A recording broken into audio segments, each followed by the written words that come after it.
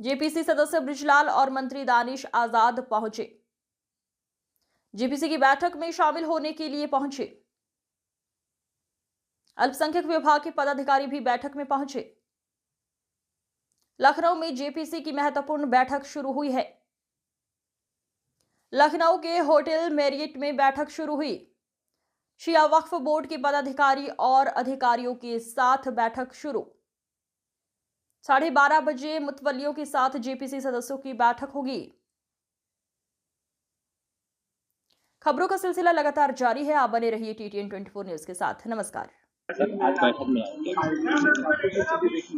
देखिए, जेपीसी की जो बैठक यहाँ आहूत की गई है, उत्तर प्रदेश में वक्फ बोर्ड और शिया सुन्नी की जो संपत्ति है उसमें क्या क्या विवाद है और जो नया कानून बनाने की तैयारी हो रही है उसी पे असेसमेंट हो रहा है और कोई बात नहीं।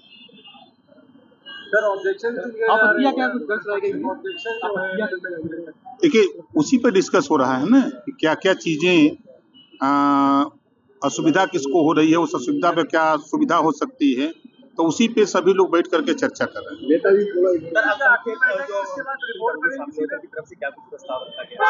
देखिए, जो प्रस्ताव लोगों की तरफ से रखा जा रहा है वो खुद कमेटी अपना डिस्कस कर रही है और स्टेट के जो अधिकारी हैं वो आपस में डिस्कस करके उसको हल कर रहे हैं। सर, लगातार आप माइनॉरिटीज के बीच में जा रहे थे, उनकी तरफ से जो विरोध हो रहे थे उन पॉइंट्स को क्या नहीं, देखिए, विरोध करने वाले जो लोग, कुछ लोग हैं जो वक्फ बोर्ड की जमीनों पर अवैध कब्जा करके उसका दुरुपयोग कर रहे हैं, वो लोग विरोध कर रहे हैं। सरकार की मंशा है कि जो महिलाएं हैं, गरीब कमजोर मुस्लिम हैं, उनको भी इसका लाभ मिले।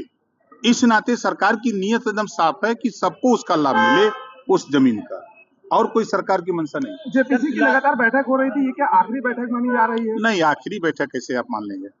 ये पूरे देश में सर्वे हो रहा है, पूरे देश के लोगों का असेसमेंट ले रहे हैं, उस स्टेट की क्या है वहाँ की जानकारी ले रहे हैं। जैसे आज यहाँ आए हैं तो यूपी का ले रहे हैं। अलग अलग स्टेटों में घूम घूम करके जब ये ले करके जब फिर जाएंगे, फिर एक बैठक दिल्ली होगी, तब उसके बाद आगे निर्णय होगा। 31 तारीख को रिपोर्ट में पूरी पेश करनी है। क्या इस बार सत्र में पेश किया जाएगा जो रिकमेंडेशन आएंगे? क्या वो कमेटी जो तय करेगी वही बता सकती है। ठीक, कंप्लीट नहीं होती वो मस्जिद नहीं रहेगी। इस बिल में प्रोविजन है, लिमिटेशन एक्ट हिंदू धर्म के ऊपर अप्लाई नहीं होता, ना सिख के धर्म ना ईसाइयों पर होता है। आप सिर्फ मुस्लिम जायदादों पर लिमिटेशन एक्ट को अप्लाई कर रहे हैं। तो ये वक्फ प्रॉपर्टीज को बचाने के लिए कहाँ लाया जा रहा है, बताइए हमको। ये तो अच्छा 7% वक्फ फंड देना पड़ता है, उसको 5% कर दिया। तो ऑल इन ऑल ये वक्फ को बर्बाद करने के लिए, वक्फ की जायदादों को लूटने के लिए इस तरह का मोदी सरकार कानून लाने की कोशिश कर रही है। इतनी सब बातों के बाद भी अगर ये एक्ट आ जाता है तो उसके बाद आप लोग क्या करने वाले हैं? देखिए आगे क्या होता है, CAA का प्रोटेस्ट हुआ था। प्रोटेस्ट होगा, बराबर होगा, एहतजाज होगा, क्यों नहीं होगा? सड़कों पर होगा। देखिए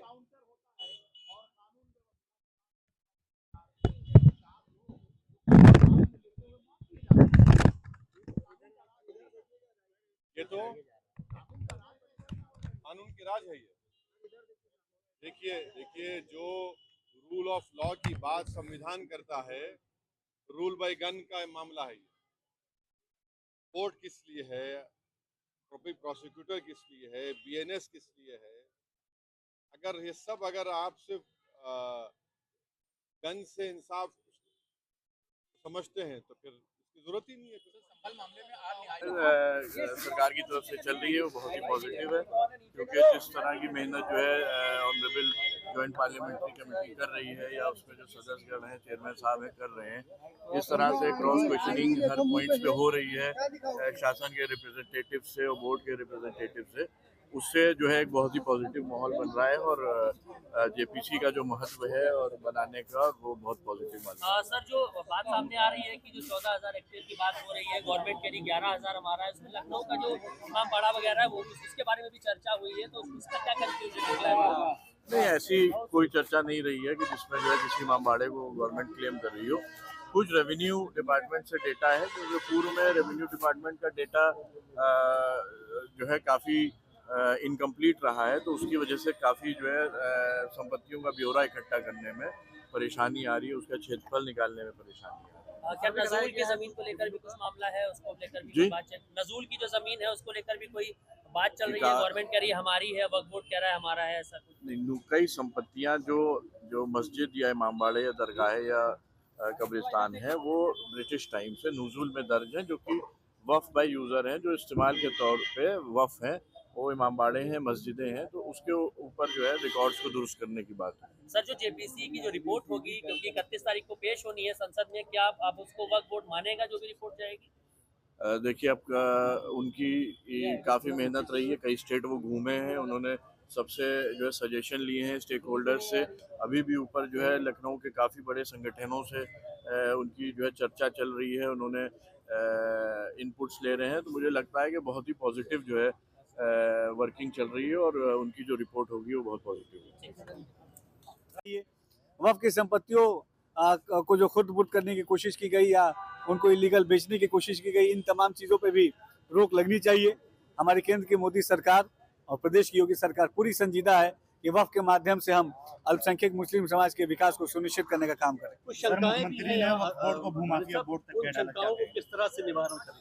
देखिए, जो शंकाएं हैं तमाम अलग अलग ग्रुप से जेपीसी मिल रही है और हमारे ऑफिसर्स भी यहाँ पे बैठे हुए हैं इस मीटिंग में अभी, और जो भी जिनकी शंकाएं हैं, जो भी जिनका सजेशन है, उनकी शंकाएं भी दूर की जाएंगे, सजेशंस को भी इंक्लूड किया जाएगा और ये अमेंडमेंट एक मजबूत अमेंडमेंट बने और इस अमेंडमेंट से मुसलमानों के विकास की एक मजबूत नींव रखी जाए, यही हम सबकी मंशा है।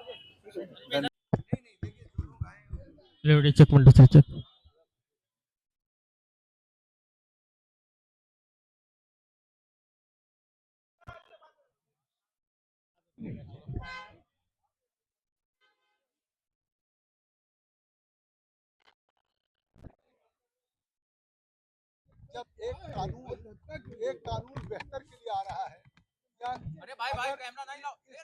इस वक्त के कानून पे सरकार चाहती तो लोकसभा राज्यसभा में इस कानून को सीधे पारित कर सकती थी।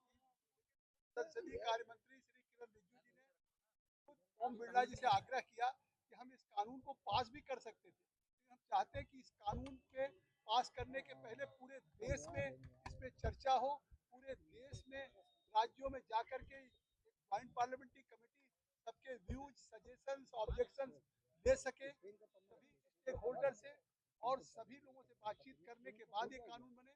पहले हमको इसकी रिपोर्ट विंटर सेशन में देनी थी, लेकिन विंटर सेशन में हम दौरा नहीं कर पाए थे लखनऊ का, पटना का, कलकत्ता का, गुवाहाटी का, भुवनेश्वर का।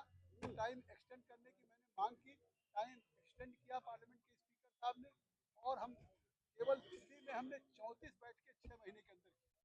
एक तरह से 2-2 दिन, 3-3 दिन हमारी बैठकें की। सांसदों को धन्यवाद दूंगा सभी पार्टी के, सभी लोग उस बैठक में आते रहे और पार्लियामेंट्री डेमोक्रेसी में होते हैं, है चाहे पार हो या अगेंस्ट हो, लेकिन मुझे लगता है कि एक बहुत अच्छी रिपोर्ट होगी जिसपे एक अच्छा कानून बनेगा, जिससे वक्त की प्रॉपर्टी का, जिस उद्देश्य से वक्त किया जा रहा है, उसका लाभ गरीबों, पसमानदा आबादी को मिलेगा। Thank you sir, thank you.